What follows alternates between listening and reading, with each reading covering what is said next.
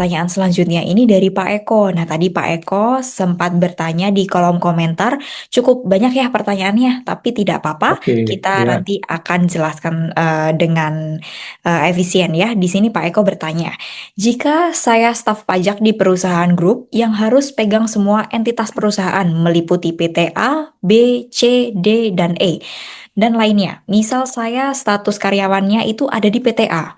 Nah, pertanyaannya apakah bisa untuk mendampingi perusahaan selain PT A sebagai pihak lainnya dengan syarat punya SKK, SKT, harus memakai SKK, SKT atau tidak perlu? Jadi maksudnya adalah di sini hanya di PT A saja, tapi mau untuk PT yang lainnya begitu Pak Wayan. Kemudian yang kedua, apakah level SKK atau SKK, SKT saya harus minimal level B agar dapat dampingi WP Badan sebagai pihak lainnya sesuai level pendampingan ketika punya USKP A, B, C. Kemudian yang terakhir, di luar sebagai karyawan tetap perusahaan, misal saya sebagai freelancer pada sebagai perusahaan di luaran, apakah saya juga dapat memakai SKK, SKT sebagai pihak lainnya, misal saya tidak sebagai konsultan pajak? Nah, ini nanti Pak Wayan bisa jawab satu persatu ya Pak ya, dari nomor satu, dua, kemudian tiga. Waktu dan Oke, tempat saya persilahkan Pak Wayan. oke, Pak Eko ini serius mau jadi kuasa nih, praktik sebagai kuasa ya. Baik, Pak Eko, kita jawab yang pertama dulu ya. Jadi kalau misalnya entitas perusahaannya banyak, nih, jadi dari A sampai E ini contohnya Pak Eko, sementara statusnya Pak Eko adalah karyawan di PT A. Apakah bisa ditunjuk sebagai kuasa untuk mewakili PT B, C, D, dan E, yang itu ya pertanyaannya ya. Nah, kalau kita lihat PMK 44, sepanjang memiliki SKT, artinya kan sudah legal ya, sudah resmi sebagai kuasa, bisa ditunjuk sebagai kuasa. Jadi siapapun yang menunjuk boleh, tidak harus PTA saja. Beda dengan ketentuan di PMK 229, karena PMK 229 kalau karyawan ada syaratnya harus karyawan tetap ya di perusahaan yang bersangkutan, kemudian masih aktif dan menerima penghasilan. Jadi kalau dengan PMK 229, maka Pak Eko hanya bisa mewakili atau ditunjuk kuasa oleh PTA, tidak bisa PT yang lain. Tapi dengan PMK 44, di sana saya lihat tidak ada pembatasan ya. Sepanjang memiliki SKT, surat keterangan terdaftar, maka bisa mewakili atau ditunjuk sebagai kuasa dari pihak manapun, dari wajib pajak manapun. Jadi itu pendapat saya ya. Tapi kita tidak tahu, tapi kita kan perlu menunggu nanti apakah ada PMK lanjutan yang mengatur, apakah juga yang belum jelas di PMK 44 ini juga akan diatur di PMK berikutnya yang terkait dengan bagaimana cara atau prosedur mendapatkan SKT. Termasuk juga pertanyaan nomor dua, ini terus terang sekarang saya belum bisa menjawab Pak. Ya.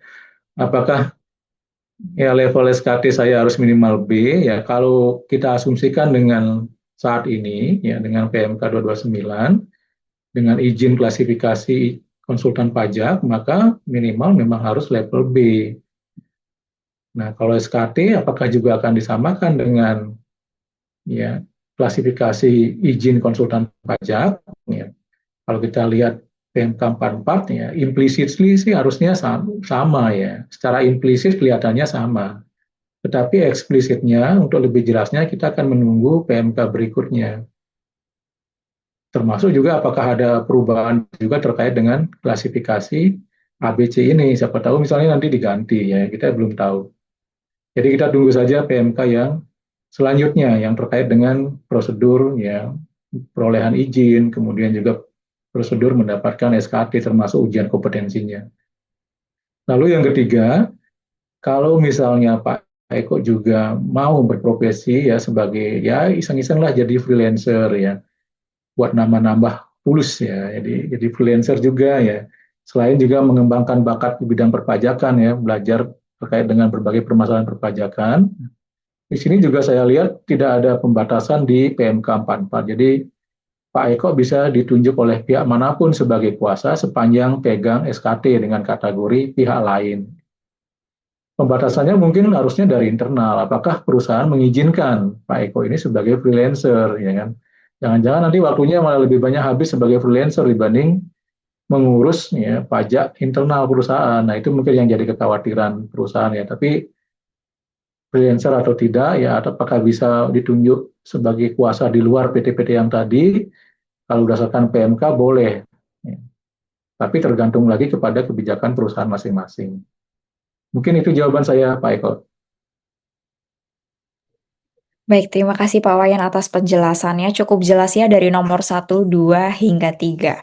Ini mengenai SKK, SKT. Nah, ngomong-ngomong Pak Wayan, sebelum kita ke Q&A yang selanjutnya, tadi saya lihat di kolom komentar ada dari Pak Haris, itu bertanya mengenai cara buat SKT itu gimana sih gitu. Jadi dari tadi kita kan bahas nih mengenai SKT. Nah, mungkin ada beberapa dari Bapak Ibu sekalian yang sebenarnya dari tadi bahas SKT itu apa sih, cara buatnya gimana? Mungkin bisa dijelasin secara singkat Pak Wayan mengenai bagaimana cara membuat SKT secara singkat saja seperti itu.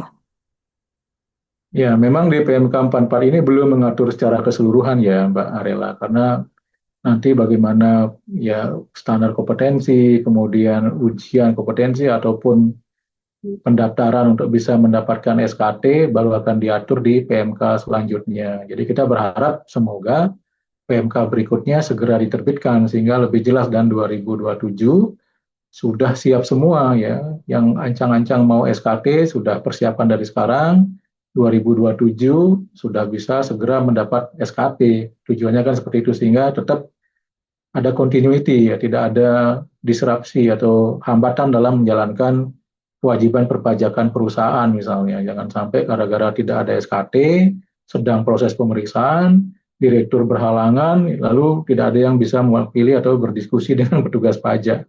Ini yang dikhawatirkan ya. Ya tentunya juga ini ya kami sebagai konsultan ya senang-senang juga ya. Siapa tahu kalau misalnya ada lag ya, keterlambatan waktu, siapa tahu bisa ada penunjukan ke konsultan sebagai kuasa ya kan. Ya tapi itu kan hal yang sebenarnya ya kita semua tidak kita harapkan ya. Yang menjadi harapan kita semua tentunya semua bisa berjalan dengan lancar ya. Tanpa ada hambatan ya, dapat SKT tepat on time, bisa mewakili juga perusahaan ke KPP, berdiskusi dan akhirnya kewajiban perpajakan tetap bisa jalan dengan baik. Begitu saya kira Mbak Arela.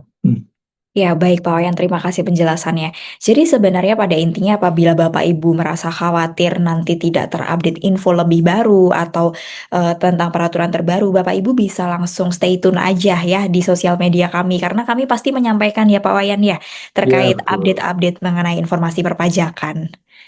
Betul.